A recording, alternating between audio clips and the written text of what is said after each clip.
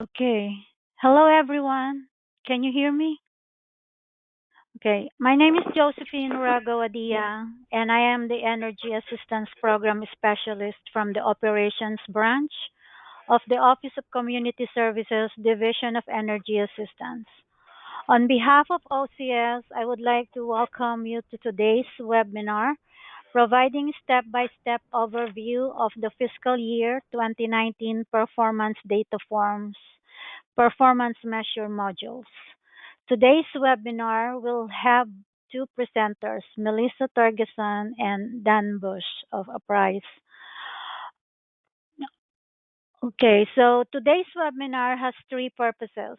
First, the webinar will provide an introduction to Module 2 of the Performance Data Form, otherwise known as the Performance Measures Report. All state grantees and the District of Columbia are required to complete each year as part of the federal LAHIP reporting requirements. Second, the webinar will provide an in-depth overview of the performance measures, reviewing its reporting items and the steps to report accurately according to the instructions. Third, the webinar will highlight key things to remember and keep in mind to avoid common reporting issues with your performance measure data. And finally, we will briefly highlight the third optional module, where you can optionally report additional performance data. The audience for this webinar is new LAHIP coordinators and staff who have not worked on the performance measure, as well as coordinators and staff that would like to review the requirements in detail to understand all of the instructions and avoid reporting issues. Now, regarding the FY 2019 report, an action transmittal is expected to be published soon. The report is expected to be in OLDC on January 31st, 2019, and it will be officially announced soon. So we hope that this training webinar is valuable and thank you for your time. With that, I am handing the presentation to Melissa Torgeson from Verb Associates and Uprise. So Melissa, here you go. Thanks, Joji. So this is the second of 4 webinars on completing the LIHEAP performance data form. We have 2 more webinars coming up. Webinar number 3 is reminders for completing module 1, the grantee survey, on January 14th. And webinar 4 is reminders for completing modules 2 and 3 performance measures, and that's on January 21st. Now we've already done a webinar step-by-step overview of the grantee survey that happened week before last. And during that webinar, Dan, do we want to talk really quick about? Yes. Yeah. Go ahead. Yep. Jorge, if you want to bring up that slide. So we did go over the grantee survey a few weeks ago, if you were on that webinar, and we did just want to provide a reminder about updating the fiscal year 2019 carryover and reallotment report. So that report gets submitted in August. And in that report, line 1 has the total FY19 funds, and that gets auto-populated. And when you submitted in August, it was auto-populated with all the FY19 funds you had through August. In line 3, you're asked to enter your projected unobligated balance in line 3. There was a funding release for 2019 that was issued after August. So as a result, we did want to remind you that you need to update your FY19 carryover and reallotment report so that the total funding amount in line 1 reflects the actual total funds you received. And you may need to update your projected unobligated balance in line 3 as well. This is something that a lot of you plan to do when you're doing the fiscal report, as well as when you're working on your grantee survey.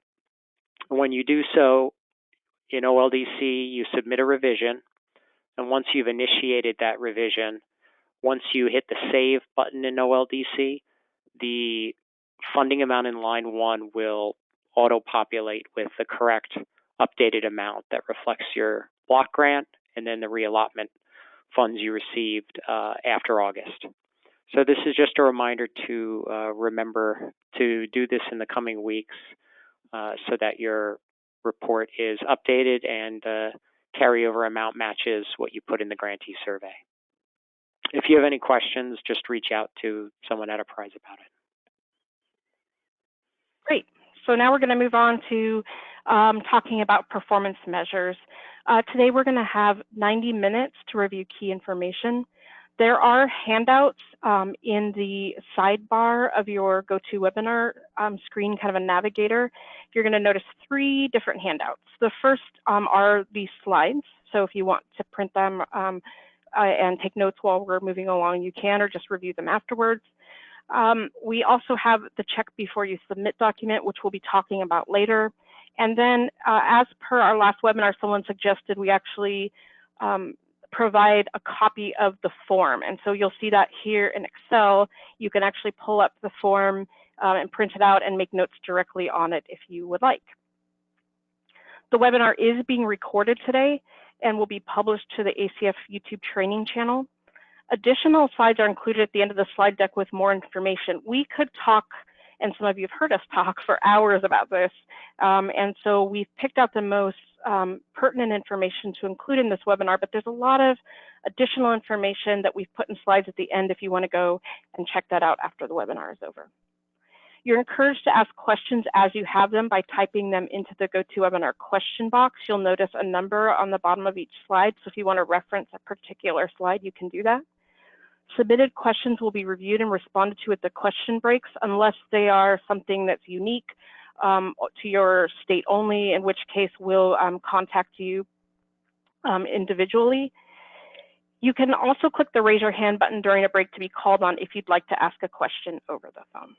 And so I'm going to show you quick where the question box is. If you cannot see this white kind of sidebar that you see on the screen right now, you click the orange arrow on your navigation button and that will expand it. And in that bar, you'll see handouts, a place to ask questions, and a place to raise your hand. So if you need assistance at any time, you can also put in a chat question to the organizer, the presenters, or all of your peers. As you can see, there's quite a bit of slides. It is a 90-minute webinar. I don't know about all of you, but I have the attention span of a gnat, and so there will be some things I remember and some things I kind of remember and want to go back to. And Apprise has put together this really great kind of index of where everything is in this slide deck, so that as you're filling out the form or as your IT folks have questions or anyone, you can go directly to the spot where you need to answer those particular questions. We want to start with a poll. This is to make sure you're paying attention. We also really want to get an idea of how these webinars, how effective these webinars are. So as we get started, we want to know how confident you are that you understand how to correctly complete Module 2, which is the performance measures portion of the performance data form. And you have very confident, somewhat confident, not too confident, and not at all confident options. So if you want to take a couple seconds and select one that best fits, that would be great.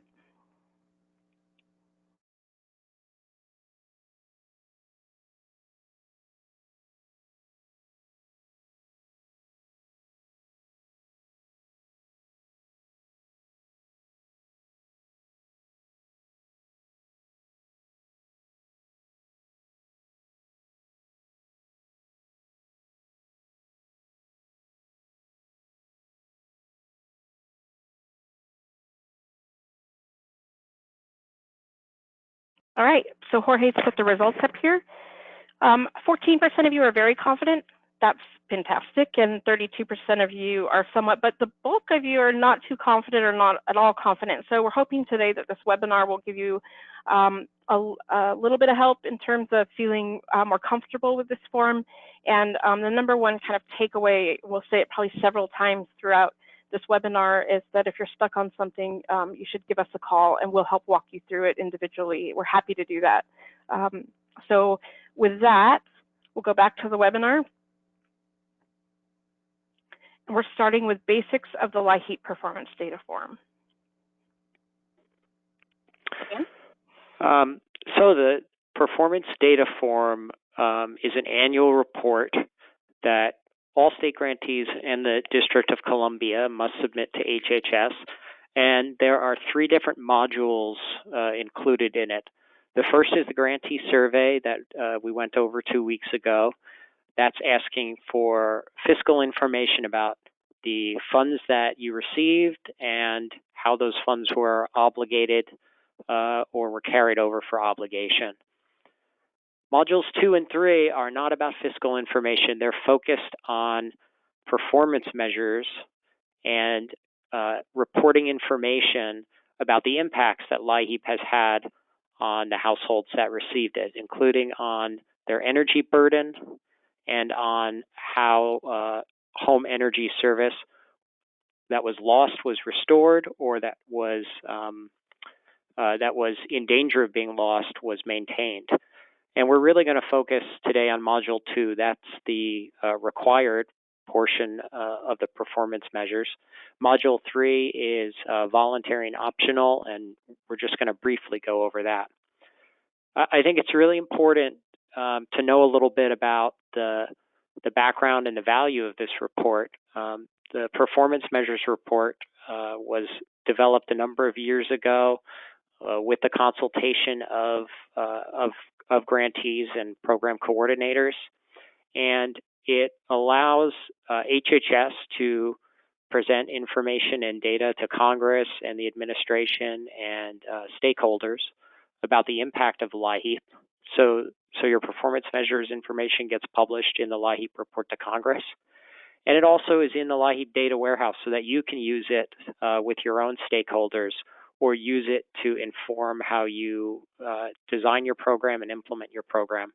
So if you're new to the program, I would encourage you to look at the LIHEAP data warehouse. You can find your performance measures data from recent years there. And you can also see some of the resources that get developed using your performance measures information. So an important question is, what has changed with the FY 2019 performance data form from last year's FY 2018 performance data form? And the answer is there are no changes. The requirements are the same as last year's fiscal year 2018 report. There are no new fields or new variables. Right now, as Joji mentioned, OCS is working on a communication about the FY 2019 performance data form. But because there's no changes, you can review the 2018 instructions for reporting each item, and the link is there. And we would also encourage you not to just look at the instructions, but to also look at any communications you received when your report for fiscal year 2018 was reviewed. That's really helpful to remember if anything came up or there were any things to keep in mind as you or your staff work on the report. And as Joji mentioned, the expected due date to submit the report is January 31st, and that would include your grantee survey and your performance measures information in Module 2. Now we're going to talk about some of the overarching reporting rules for Module 2. So Module 2 is designed to obtain performance data, and this is looking at how we're changing the conditions, behaviors, attitude, knowledge of the people we're serving with LIHEAP. And to do this, we are collecting data on LIHEAP bill payment recipients, and we're specifically capturing annual energy bills, which includes both electric and main heat. We're capturing information on their LIHEAP benefits. We're capturing information on household income for those bill payment recipients where we can get all of this data. We're also collecting data on high burden households. Now, this isn't a separate data set. We're actually taking the top 25% of households from this first bullet and reporting on those households in particular, and we'll talk more about this later. We want to talk about and collect data on restoration of home energy service. So how many times did LIHEAP restore service that was lost due to disconnection, people being out of fuel, or having inoperable equipment. We also want to talk about how many times we prevented loss. So how many times did LIHEAP prevent service from being lost due to the imminent risk of utility disconnection, people potentially are being low on fuel or running out of fuel, or operable equipment that is soon to be inoperable. In order to report these things, grantees are expected to collect main heating fuel bill information and electricity bill information from a sample of energy vendors. After getting this information together with the information from your system, you're expected to calculate data and collect information according to the official instructions. And any unique program features, nuances, or data quality challenges should be noted in the notes section. In the supplemental slides, we outline examples for all of these different bullets.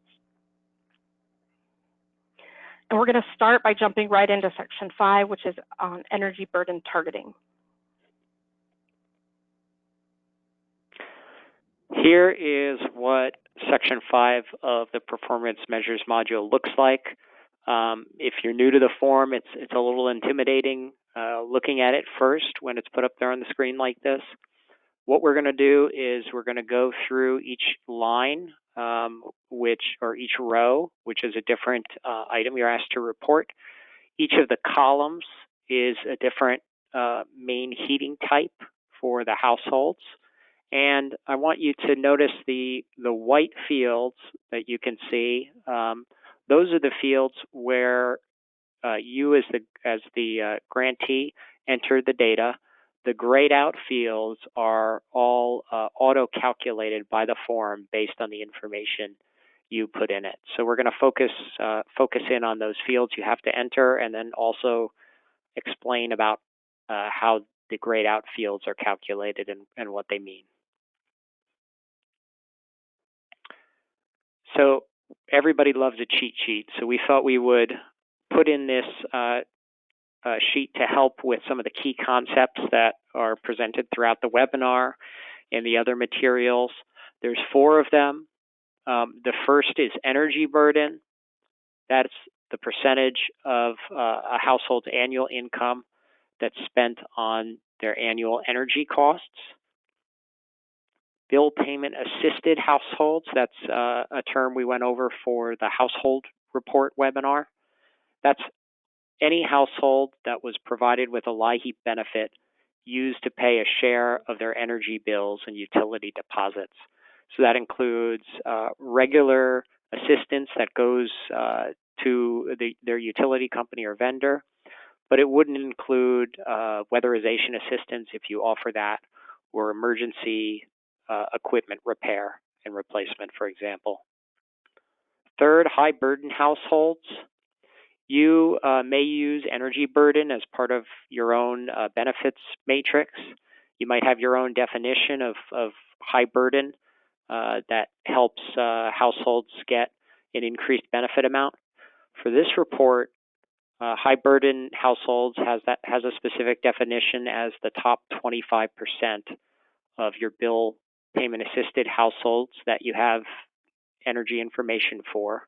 Top 25% with the highest energy burden, and we're going to talk about how you identify those.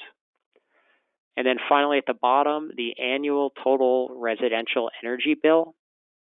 That's the dollar amount a household spent on their main heating bill plus their annual electricity bill if they do not use electricity for their main heating. So these are the key terms to remember, and we'll talk more about each of them as we go through the webinar. Okay, so section 5 is all about energy burden targeting. It collects data to understand how LIHEAP impacts household energy burden, and also how well benefits are targeted to the households that have the highest energy burdens. And this is something that the LIHEAP statute talks about, targeting targeting benefits to the households with the lowest incomes and the highest energy needs. So first, Section 5 calculates change in energy burden as a result of receiving LIHEAP bill payment assistance. And it's very helpful to see how in your own program that change in energy burden can vary from one main heating type to another. For example, from households that heat with propane to households that use natural gas. It tells you information by calculating a benefit targeting index.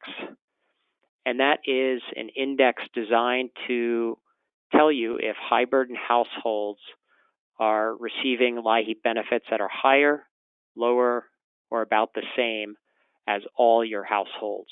So it lets you compare that top 25% of households to the total population of households. And finally, it also gives you information on the burden reduction targeting index. And that tells you if high burden households have a greater, equal, or lesser share of their energy bill paid as a result of receiving a LIHEAP benefit compared with all households. This graphic is really helpful at understanding how Section 5 works. LIHEAP assisted households are categorized into 3 different groups. And we start with the largest pool, which is A in the blue, and then we go and narrow down on number or letter C, which is in the purple. A is all LIHEAP bill payment assisted households. That's just every household that received a LIHEAP benefit to pay a share of their home energy bills.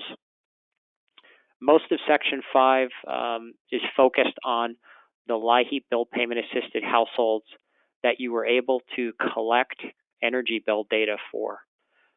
That's the B, circle labeled B. And then finally, after you identify those households and produced statistics in the report for them, you identify the top 25% that are categorized as high burden, and you produce the same statistics for bubble letter C. So households in Group B are a subset of A, and households in C are a subset of B. And the report's comparing C to B.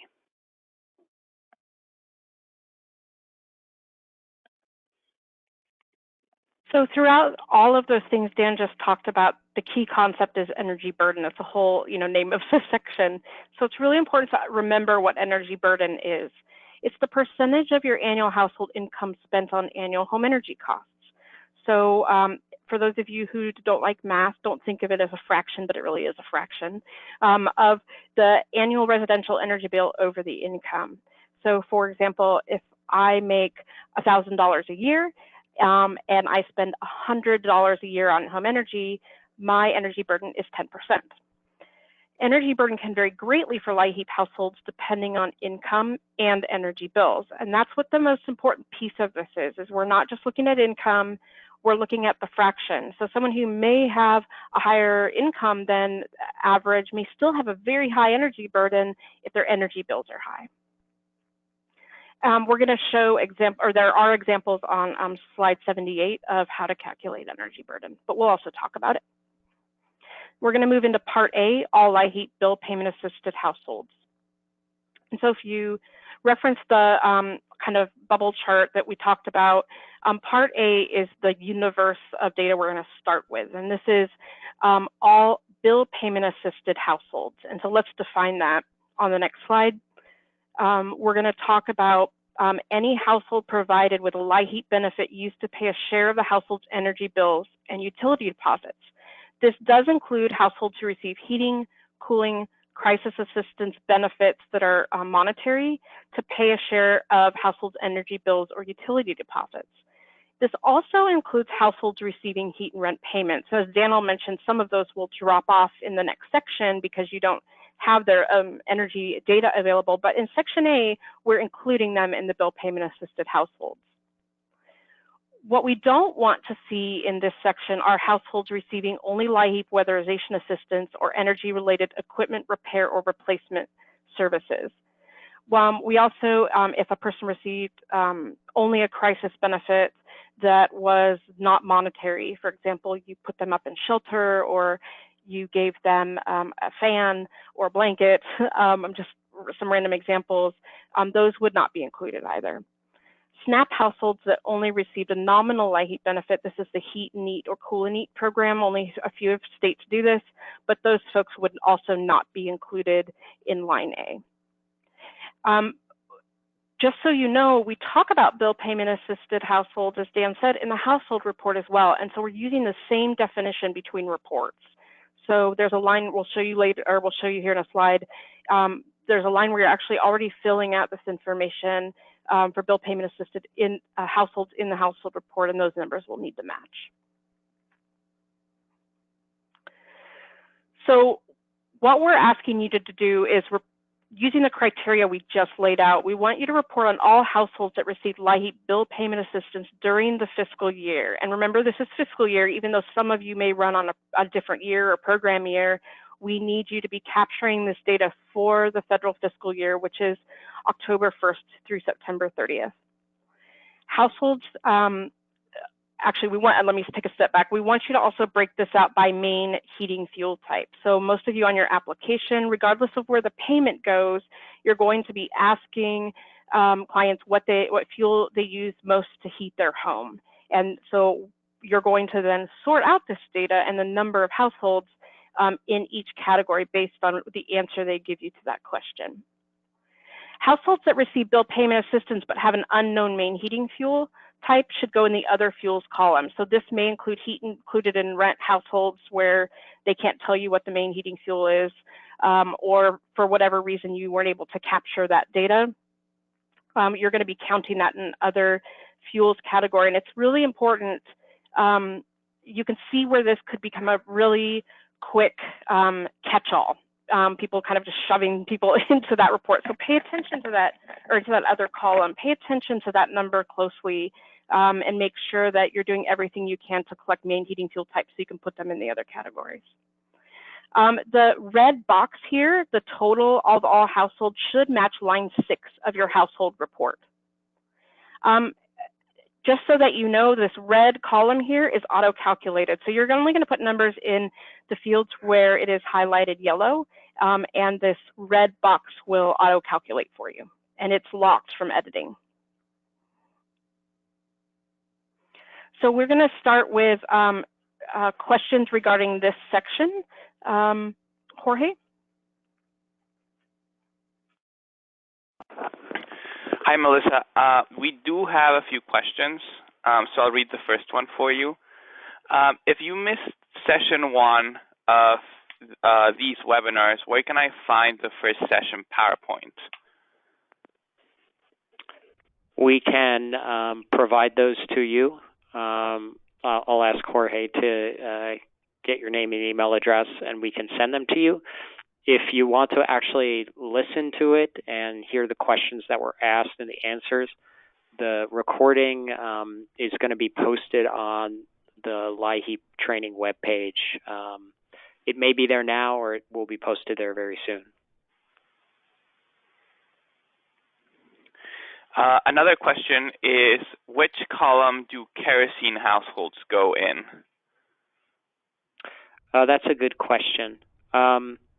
Kerosene households should go in the fuel oil column because it's very similar to fuel oil. If you go back to that slide, Jorge. Yeah, so they would go in that middle fuel oil column.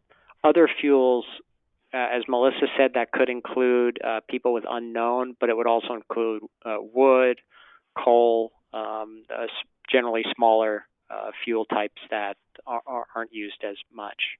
And we're going to go over one concept we haven't gotten into yet. Is you can see here in this example, natural gas, there's over 200,000 households. Propane, there's about 12,000 households.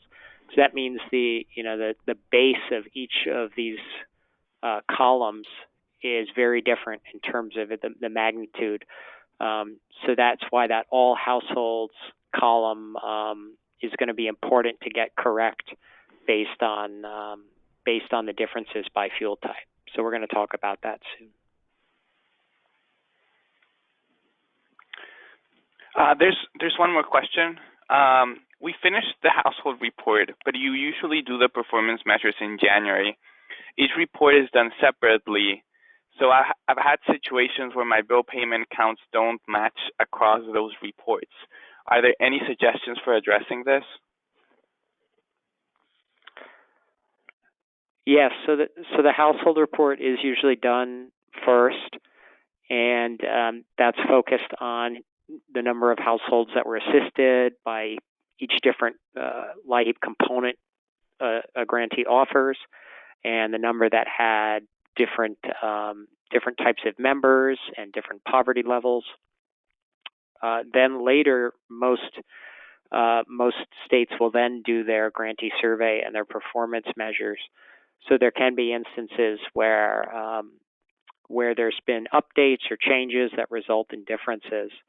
The first is to remember that the household report and the performance measures report are both supposed to be focused on the same time period, in this case, fiscal year 2019. So you're going to want to make sure whoever's doing the data pull and the calculations is pulling households in the same way based on them receiving assistance during FY 2019.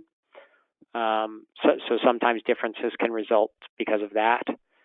And then for the energy burden section, section 5, line A is just meant to report the total number of bill payment assisted households by main heating type, but the rest of the report that we're going to get into next is a subset of households where you collected energy data, so you don't have to match anything back to the household report exactly. If you're having trouble matching the total number of households that got bill payment assistance between the household report and this report, you can reach out to us. Sometimes people have challenges with breaking it down by main heating type. So I would encourage you, if you're having any difficulties, to reach out to us. Yeah, and I want to underscore the main heating type issue.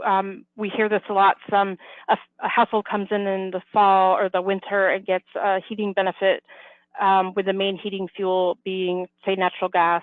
And then when they come in the summer, they've moved potentially.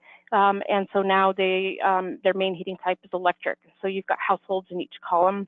And so sometimes that can also kind of trip you up. So once again, give Apprise a call if you're running into situations. We'll help you kind of brainstorm ways to get around that.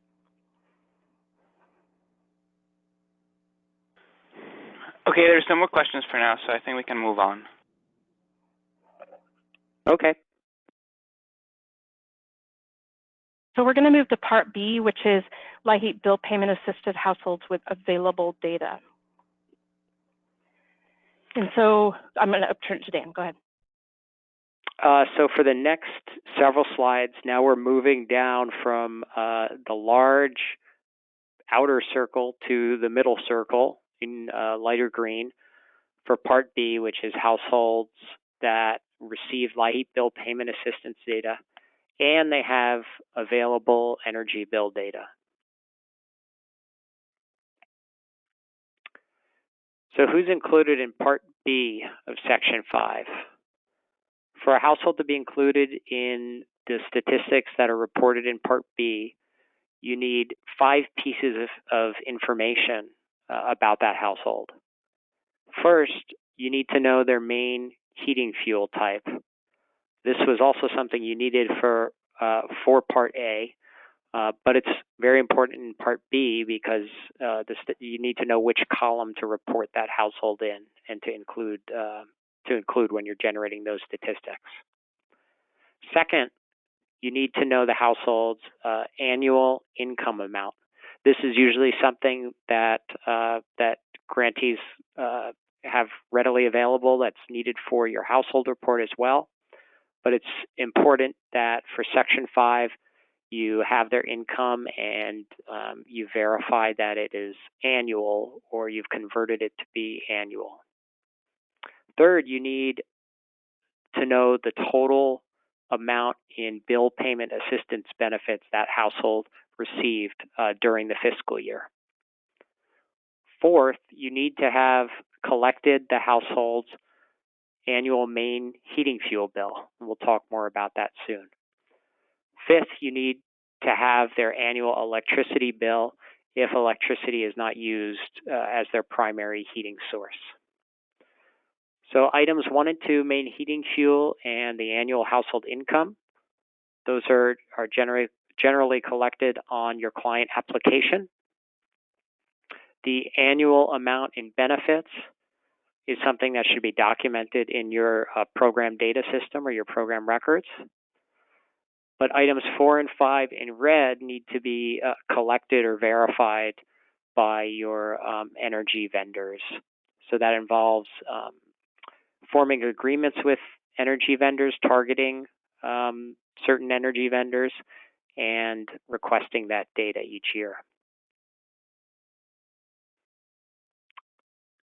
So the first line shown, you can see on the bottom of the slide, is the unduplicated count of households with 12 months of bill data. So line A, you're reporting the total population. And then line 1 of part B, you're reporting the number out of that population that you have full available data for. You have those 5 data points I just went over on the last slide. And just as with part A, you need to break them apart by main heating type. And also, just like part A, the cell shown in red is auto-calculated for you. It adds up each of the counts by heating type and shows you the total. Next slide. Turn it back to Melissa. Thank you. So the next section or line in this section is about average annual household income for the households in Part B. So once again, we're focused on only getting income only for those households that you've got on the line Dan just went over that have complete bill information, main heating fuel and electric if electric is their main. All households reported in line 1 should be used in this calculation, including those households with very low or zero income. And we know that that kind of tinkers with the average overall income, but it's still important to include those households. We want you to report the gross household income, and this is the same income you should be using to report your poverty intervals in the household report. We also think it's important, and we've seen a lot of folks who collect 30, 60, 90-day incomes, and then when they go to fill out this report, they forget to annualize that. So it's important to verify that each client has an annual income amount, and that if income is monthly or quarterly, that it needs to be converted to an annual income amount.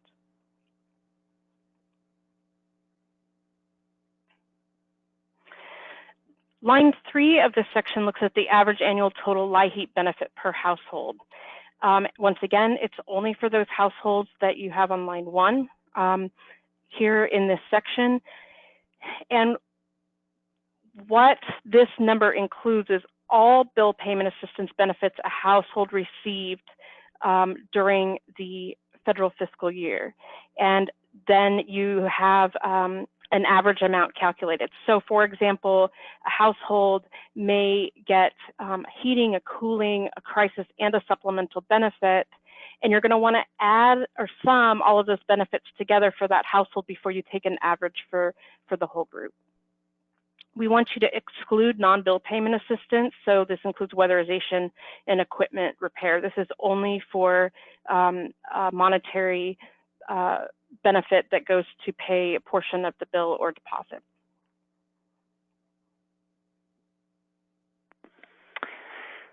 Line 4 is where you calculate and report the average annual main heating fuel bill for households by main heating type and overall for Part B of Section 5. So there's a few things to remember when when you're working with the annual main heating fuel bill. The first is that as part of the performance measures, you're required to collect the main heating fuel bill from a sample of energy vendors. And in the instructions, as well as in some of the documents on the performance management website, there's information about how many you need to select by fuel type. And if you have any questions about doing that or communicating with the energy vendors, you can definitely reach out to us about that. When you're asking and requesting this data from your energy vendors, what you're interested in collecting is the required customer payments, such as their monthly usage charges, taxes, and monthly service charges, for example, to deliver or transmit the energy. What you don't want included is optional charges, such as if somebody has an extra equipment service plan with their utility company. And for electric main heat households, since those households are using electricity to provide their main heating source, we ask you to report their average electricity bill in this line, average annual main heating fuel bill. The reason for that is it provides a more accurate overall result in the first column when you're looking at results across all fuel types. So the key takeaway is if you have for your electricity main heat households, report their average bill in line 4.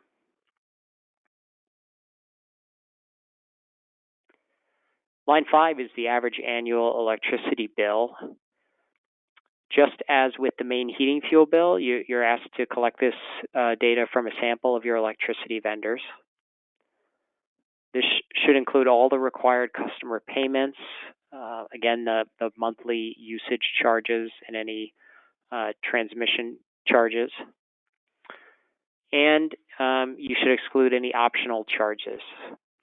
As I mentioned before, for electricity main heat households, we want you to report their average amount in line 4. And then in line 5, you should report 0 there for the electricity main heat households. One important point with both the main heating fuel bill and the electricity bill, line 4 and line 5, is that they're meant to be annual bills that you collect from the sample of utility providers and fuel vendors. But you do not need to collect for a certain 12-month period that exactly matches the federal fiscal year. What you do need to do is request that you collect 12 consecutive months, and that all of your vendors are requested to provide for a similar time period. That's something that if you have questions about, or you need us to look at anything, we'd be happy to do that. So please reach out to us if you have any questions about that.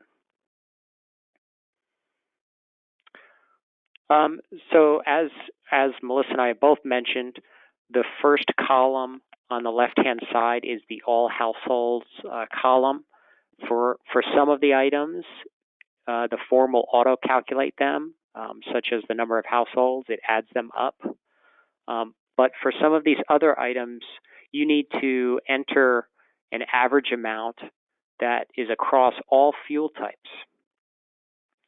Since the number of households for each fuel type can be different, you can't do a simple average where you add up the amounts and then divide them by 5, because you may have many more households that use one fuel type and a small number that use another fuel type. So you have 2 options to help you to calculate the average that goes in the all households column. The first is to use the Excel workbook that is attached to this webinar as a handout. Jorge, why don't you bring up that spreadsheet and we'll take a look at it. So this spreadsheet is an exact copy of what you'll see in in OLDC when you're filling out your performance measures report. If you go to the performance measures tab, here's what it looks like. You can see which fields are auto-calculated, and where this spreadsheet is helpful is it will calculate the all households average amounts correctly, and it adjusts for the number of households in each of the columns. So we really recommend that you save this and that you use it to help you as you're filling out your report in OLDC and entering that all households field. Thanks, Jorge.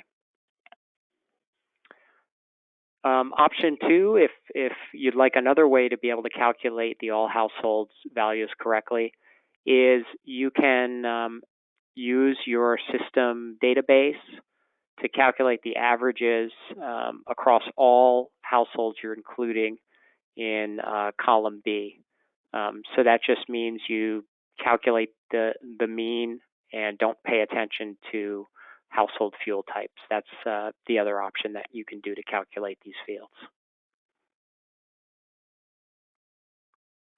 Now we're going to look at Part C, which is the high burden bill payment assisted households with available data. Okay, so back to the circle graphic. When we ask you to report data for high burden households, it's important to remember that we're not asking you to report on a different data set.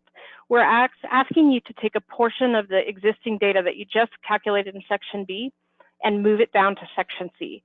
And we're going to talk about how to isolate those particular households with the highest energy burden. So I'm just going to say this one more time. What we're looking for in Section C is the households from Part B, the 25% with the highest burden. And you're just going to be moving those down and computing the same lines as you'll see for that subset of the data. So what are high burden households? For the performance data form, high burden has a specific definition, which is the top 25% of households from Part B with the highest calculated energy burden. Keep in mind that we're looking at the annual total residential energy bill, which is defined as the dollar amount that a household spent on home energy costs in 1 year, both main heating fuel and electric if electric isn't their main.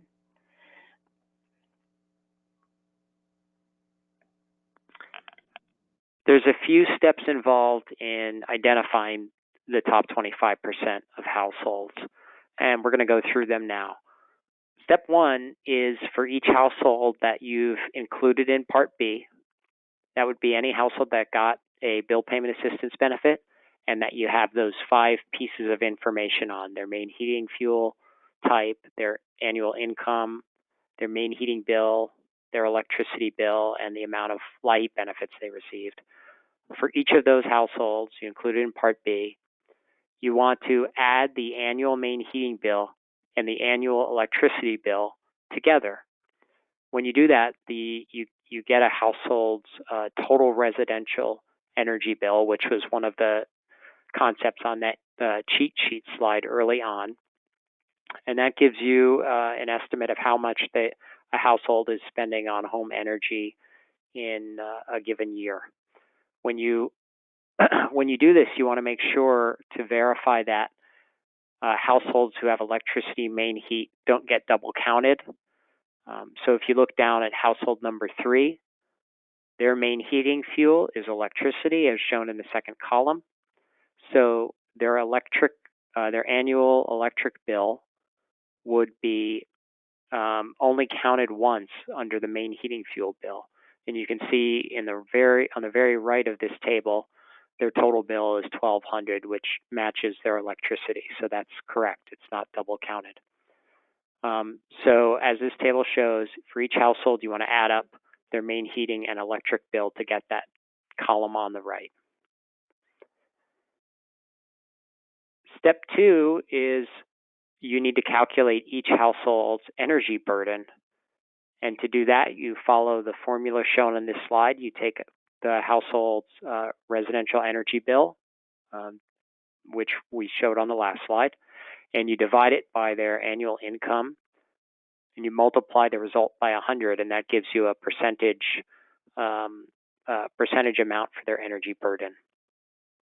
Once you have each household's energy burden, step number 3 is you need to assign a value of 100% energy burden to any households who have an income that's equal to zero income households, or who have an energy bill amount that's larger than the household's annual income.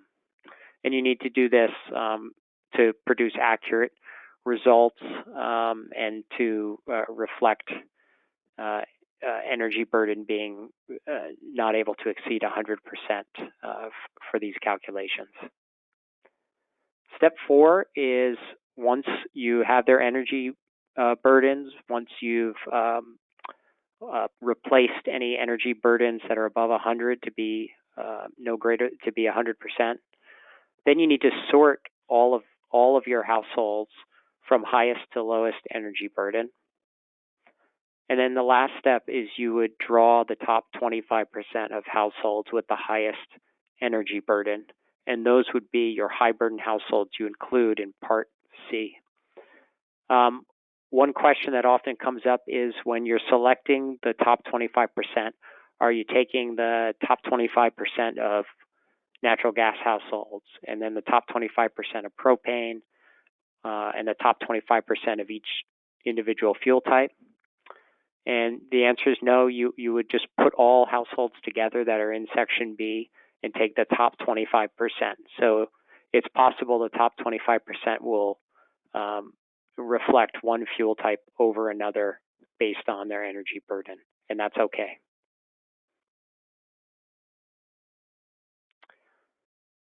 So what's important to remember in Part B, when we went through that, was that for a household to be included, you needed to have each of those 5 pieces of information. For Part C, you need to compute all of the same statistics for the households that are in that top 25%. So you just follow the exact same instructions that you use for Part B to calculate each item. It's just the population that you're using is a subset of Part B.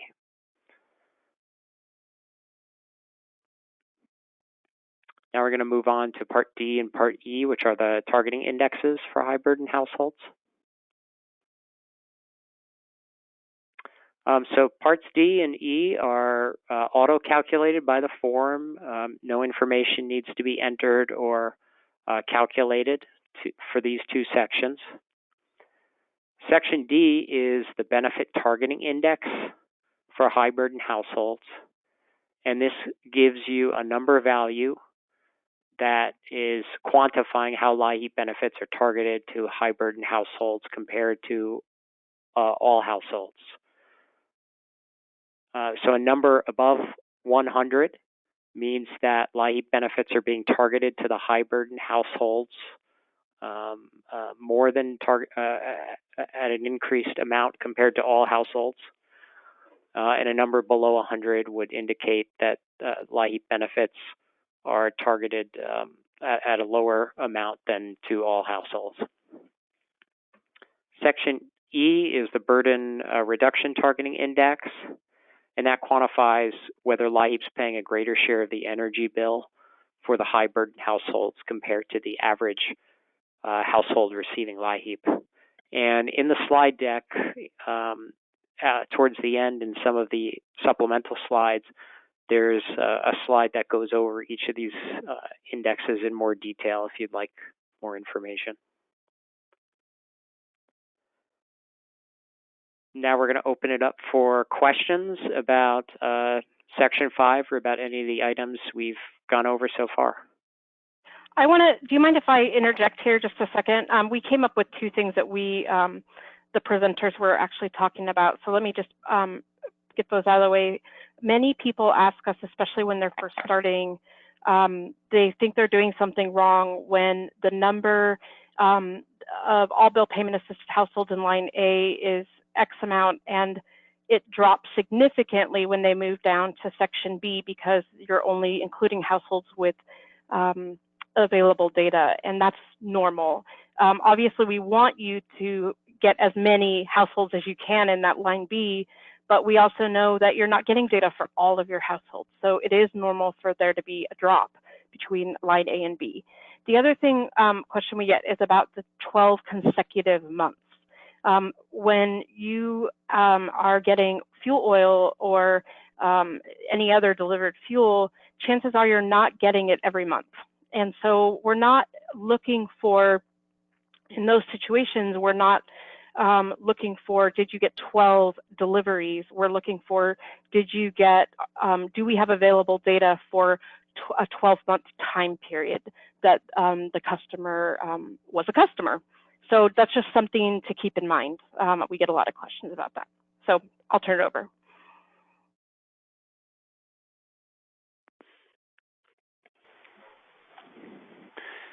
Okay, so we have a couple of questions that have come in. The first question is, when we calculate the average for all households in line 5, how should we treat the electricity households in the calculation? That's a good question. The electricity main heat households, the reason that the guidance is to report their full amount in line 4 and then to enter 0 for electricity main households in line 5 is so that the all households calculation and value will be correct and will accurately reflect the average amount across all households, regardless of their fuel type. So if you simply calculate the average bill amount for electricity main heat households, enter that in line 4, enter 0 in line 5, then the all households calculation will be correct if you use the spreadsheet we've attached, or if in your data system you simply follow that same guidance, you'll get accurate results as well.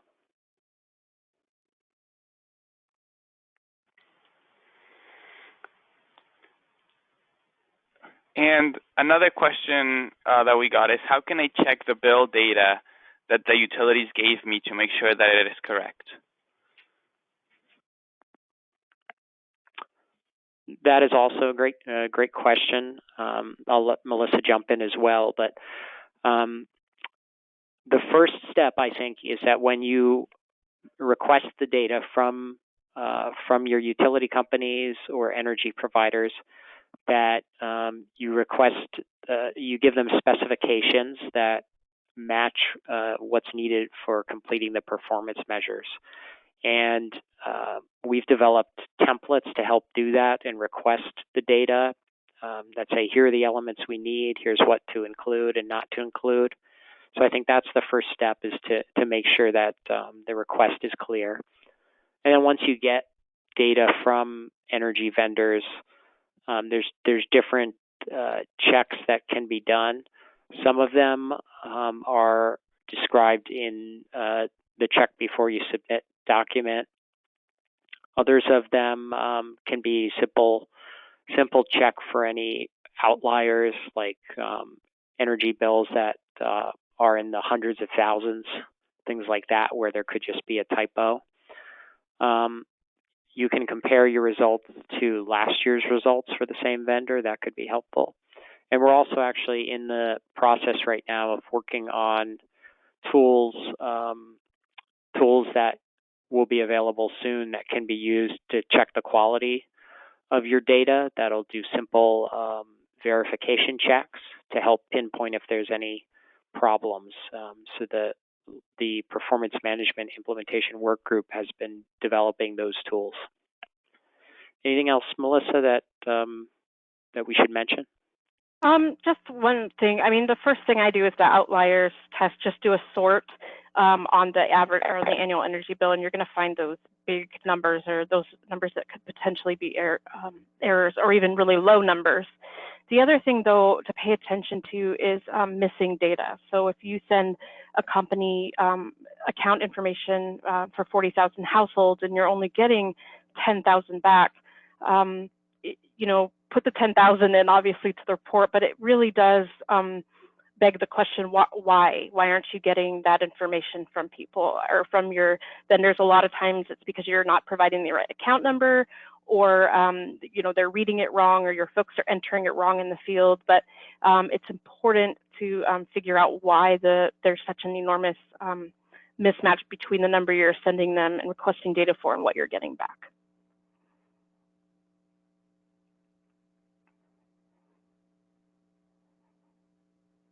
Okay, and there is one more question. So what should I do if a household received more than one benefit at different times and their income information was different each of those times? So you want to take this one, Dan? No, go ahead, Melissa. If I say it wrong, you can jump in, but I usually tell people to take the first income that was reported for the household, which is, I think, what we recommend for the household report as well. Is that correct, Dan? Yep. Yeah, and that's not it's not uncommon that that'll happen for a portion of households if your state will provide the same household with multiple benefits throughout the year. So we do recommend you make sure to just select the one, make sure the household is counted only once, and that you're keeping that earliest amount and proceeding from there.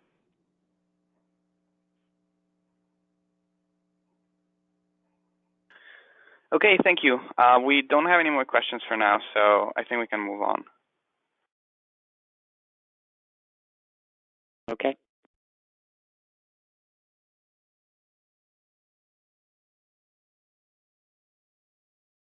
So the next slide is on restoration of home energy service. This is section 6. And so the data fields, we're going to talk about what information should be reported. The data fields in section 6 require specific information on the number of occurrences in which LIHEAP assistance led to the restoration of household energy service during the federal fiscal year. And so this includes people who came in who were disconnected and got a LIHEAP benefit, people who got a fuel benefit after they had already run out of fuel, or people who had equipment repair and replacement for a furnace or some other energy equipment in the home that was inoperable. What's really important about this particular section and the next section is we're not, unlike basically every other report that LIHEAP has, this is not an unduplicated count of households. So the performance management work group knew and understood that people can come in for a heating benefit, already disconnected. People come in for a cooling benefit, already disconnected. A crisis, so people can come in multiple times throughout the year in one of these statuses at risk of disconnection or disconnected. And so we are counting occurrences, the number of benefits or times a benefit restored home energy.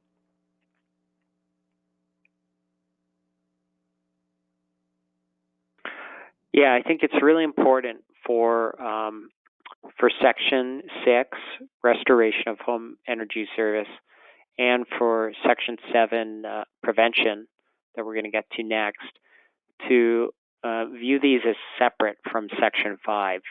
Section 5 is focused on the households that got bill payment assistance who have the available bill data from your energy vendors. But these sections 6 and 7 are focused on all of your households and trying to identify and report from all of those households the number of different times each of these actions to restore service or prevent the loss of service occurred. So for line 1, the focus is on energy service that was restored after a disconnection. So you want to be able to report on the number of occurrences where LIHEAP assistance led to restoration of service that was lost because of a utility disconnection. The main things to remember here are as Melissa was describing, you're asked to report occurrences, and you're also asked to report based on the fuel source where the LIHEAP benefit was applied. So, for example, if a LIHEAP applicant has been disconnected from their electricity service and they receive a LIHEAP crisis benefit from your state that goes to the electricity company and restores their electricity service, then you would report it. You would count that occurrence in line 1 under electricity. Households could have experienced multiple instances in which LIHEAP assistance was used to restore service after disconnection, and you'd include each one. And if you have electric prepay clients whose account has run out of funds and who had their energy service restored with a LIHEAP benefit, you would also include that as an occurrence and report that here. If that is something that you see a lot of, you can include a note in your report about that. For line 2, the focus is on fuel that's delivered to a home that ran out of fuel. As with line 1, you want to report based on the fuel source where the LIHEAP benefit was applied. An example for this line is that a LIHEAP applicant or an applicant applied for LIHEAP assistance after they'd completely run out of fuel oil for operating their furnace, and they received a heating assistance benefit that delivered fuel to the household and restored their main heating. Then you would report that in line 2 in the fuel oil occurrence column. And as with line 1, households may have experienced multiple instances of this during fiscal year 2019, and you'd want to include each occurrence here.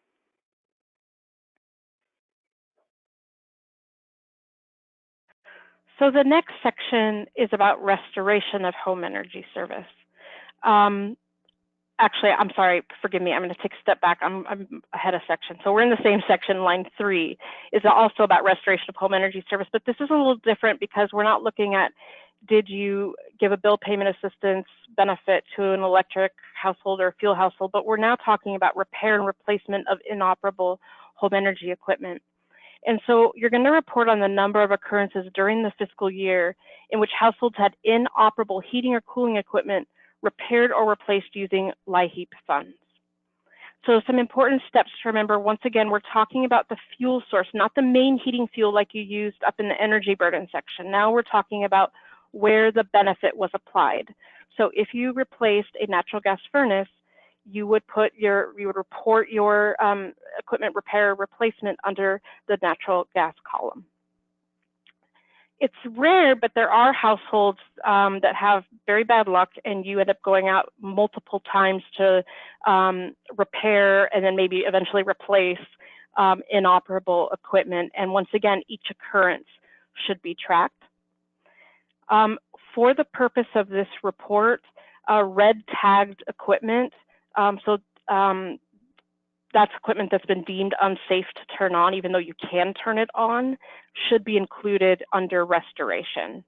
They should be counted as inoperable.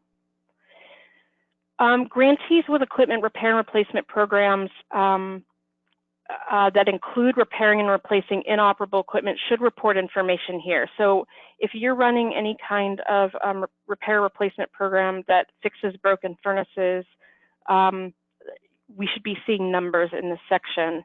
And this may require some coordination on your part. For some of you, you deliver your energy equipment repair and replacement program through your weatherization program.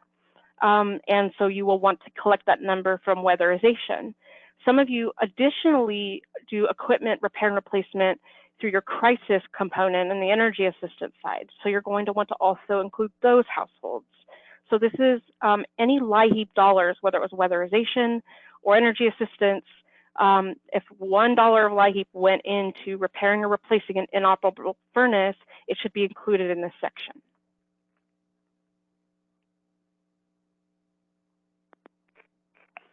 And now we're going to go to the next section, prevention of loss. So when we look at what information should be reported in this section, we're really talking here about imminent risk. So what we are asking for is the number of occurrences in which LIHEAP assistance prevented the loss of energy service for a household at risk of losing their home energy service during the fiscal year. This includes households with a utility past due or disconnect notice.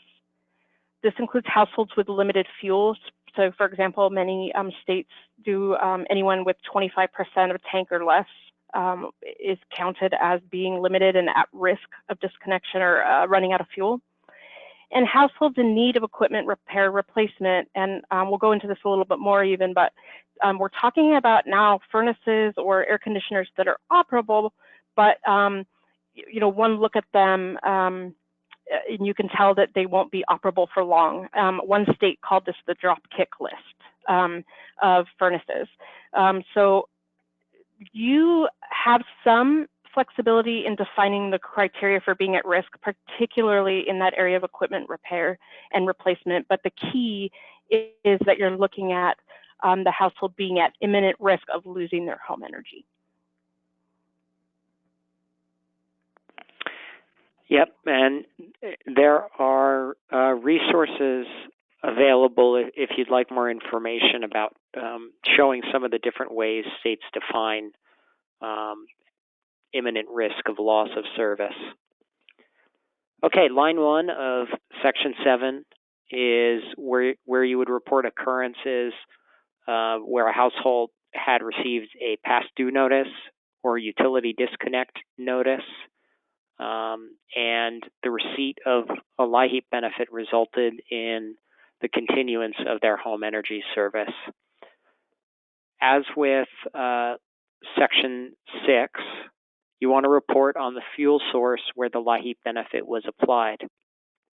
So an example here would be a household comes in to apply for assistance. They bring in their notice that they're going to be disconnected soon, and they receive a LIHEAP benefit that prevents that from happening. You would report that occurrence in this section under the fuel source that where the benefit was applied. Households could have multiple instances where LIHEAP assistance helped prevent the loss of home energy service, and you would include each one. This is very important with these two sections. Section 6 is households that have already lost service. So when you are reporting information in section 7, you want to make sure you're not double counting those households you've already reported in section 6. So you don't want to include households here in line 1 that actually were disconnected by the time that they received the LIHEAP benefit. You just want to include households that were at imminent risk of being disconnected.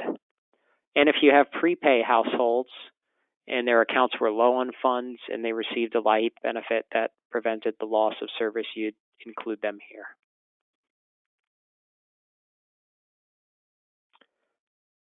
Line 2 is where you report occurrences where LIHEAP resulted in the delivery of fuel to households that were at imminent risk of running out of fuel at the time of application. And this is one where the definition again can vary by state. You would want to report based on the fuel source where the LIHEAP benefit was applied again, and you would want to exclude households who had run out of fuel by the time that they received the LIHEAP benefit.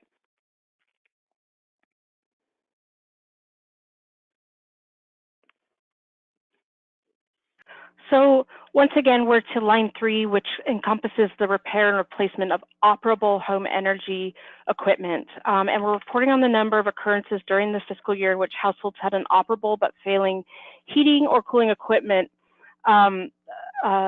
repaired or replaced using LIHEAP funds. And so once again, this is states use different criteria, and as Dan said, we do have some guidance and examples. My favorite still, though, is the dropkick list. If the furnace is on the dropkick list during an audit or during a home inspection, then chances are it would fall under this category. Steps to remember: report based on the fuel source for the equipment, not their main heating fuel type, but rather their wherever you're going to put the money.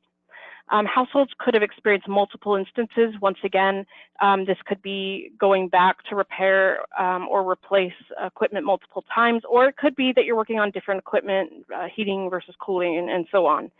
You should include each occurrence.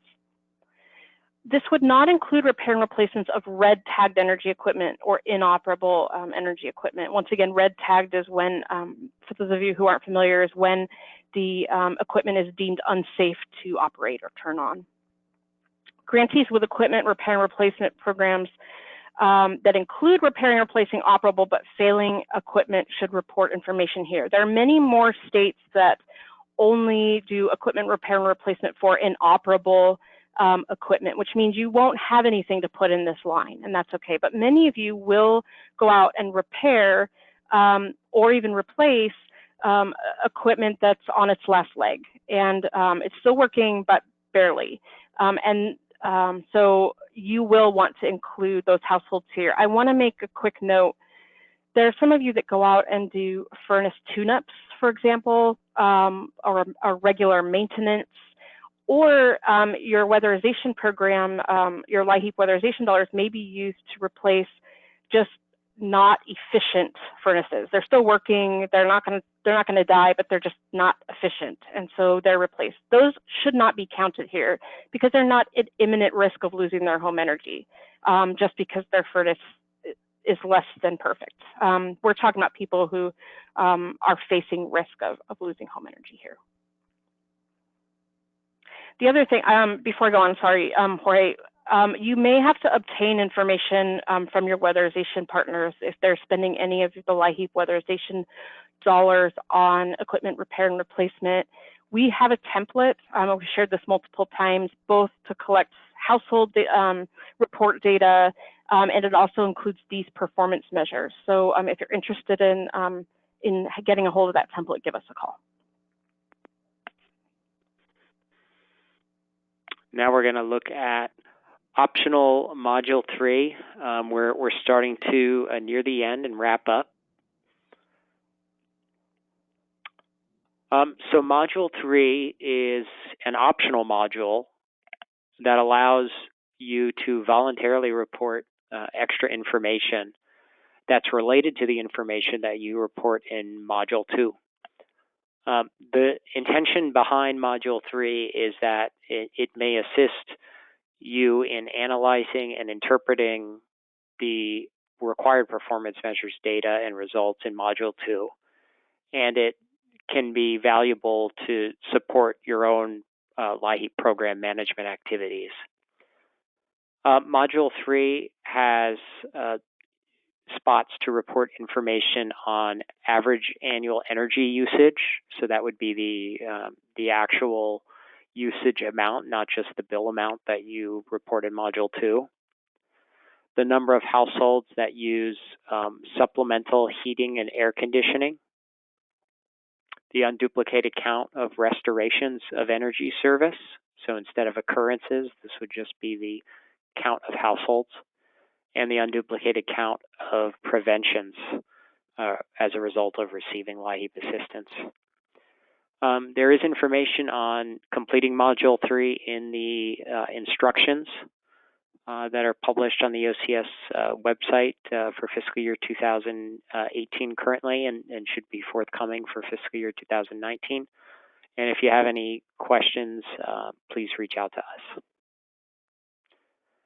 Now we're going to look at some final reminders before we take a few more questions. So the FY 2019 performance data form is expected to be due in OLDC on January 31st, 2020. That includes the grantee survey, Module 1, and the performance measures report, Module 2. There are no changes from the form from last year's 2018 form. The instructions for the 2018 form will apply to 2019, and you can find those on the ACF Action Transmittal webpage. Yeah, when you are ready to enter your information for your performance data form, you have to access the online data collection system, OLDC. When you initiate your performance data form, you need to enter the information, save it. It needs to be certified by the appropriate person and then submitted by the appropriate person.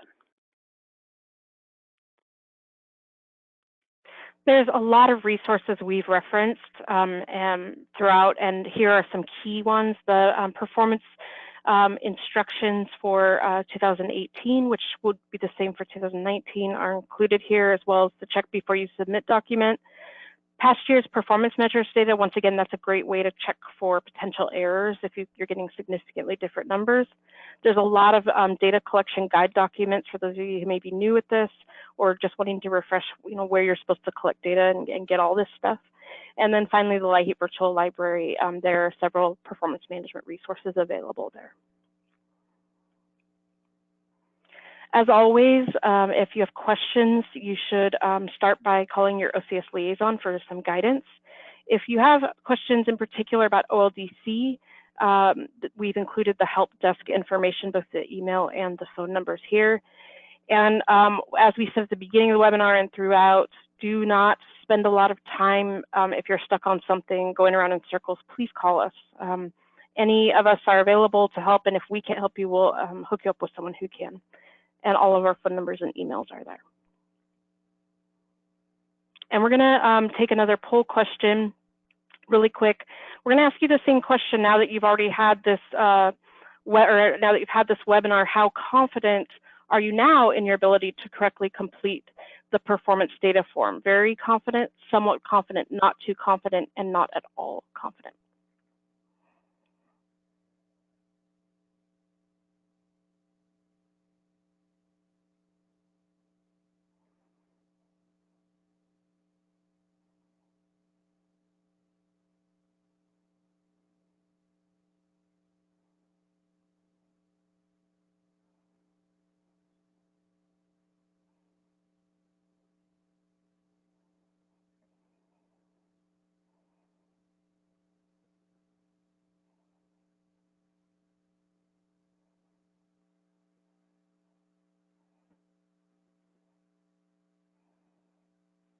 All right, so we've moved a little bit in the right direction. 27% of you are very, and 64% of you are somewhat confident.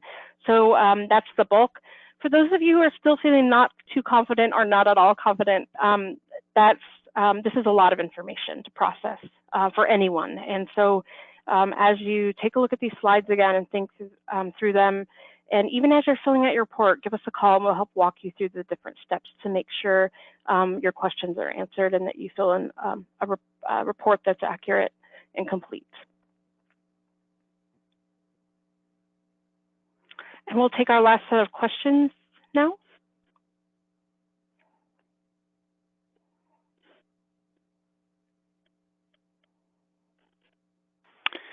Okay, so we have a few questions. The first one that we got is, which fuel type would restoration be reported under if the type of heating system changed from oil to natural gas during the restoration? It's my understanding that it would be natural gas. Dan, is that your understanding? So it switched from fuel oil to natural gas. Was that the question? Yes. I will. I'll double check that just to verify. Okay. We're assuming that the data follows the dollars, so that was why my assumption is natural gas, because you're doing a conversion. But then we'll double check that and get an answer out to everyone. The other question that we got is, can you please send links to resources in the email list for this webinar?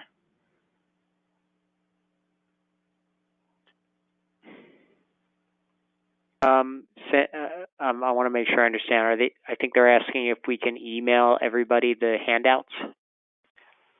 That is my understanding as well. It says, can you please send links to resources in the email list for this webinar? Okay. Yep, we will plan to do that.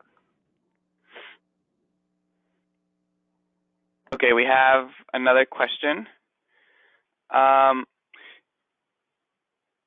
You mentioned that restoration prevention can include people who are not included in the energy burden section. Can you explain that?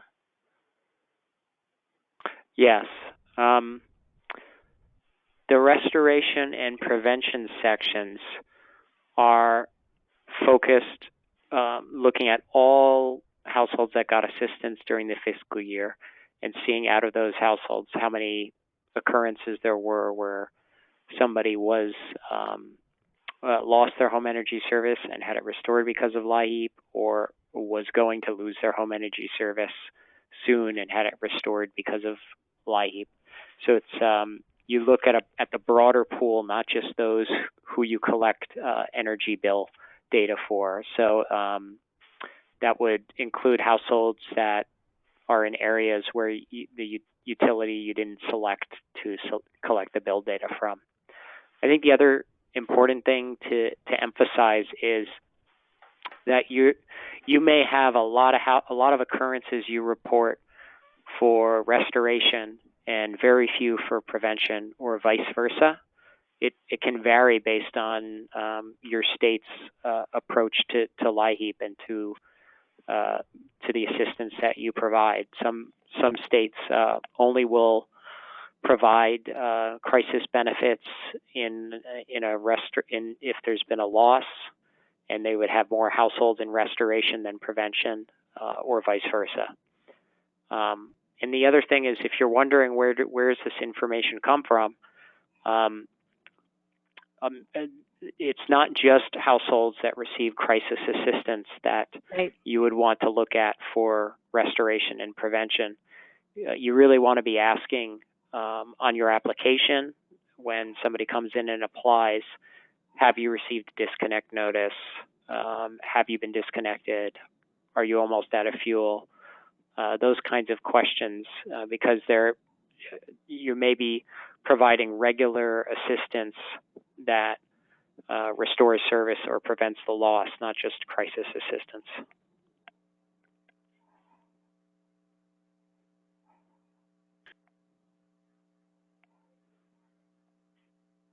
I think you're on mute, Jorge. Oh, we have one more question. How are the performance measures checked after it is submitted? We didn't include a lot of information about that in the slides, just so that we could fit more information to help you with reporting. But the reports are checked and reviewed. There are some checks that compare what's in your performance measures report to what's in your household report, for example, to see if the amount of households are similar. If you reported households getting equipment repair and replacement in your household report, that you have information reported on them here, and vice versa. Another kind of check that occurs is comparing your performance measures results for the year you're submitting to the prior year, to see if there's any major changes. And then there are some basic logic checks to compare information. I really encourage you to use the check before you submit document. Here's a handout that you can download that has a series of questions you can ask before you submit to make sure that your report is right.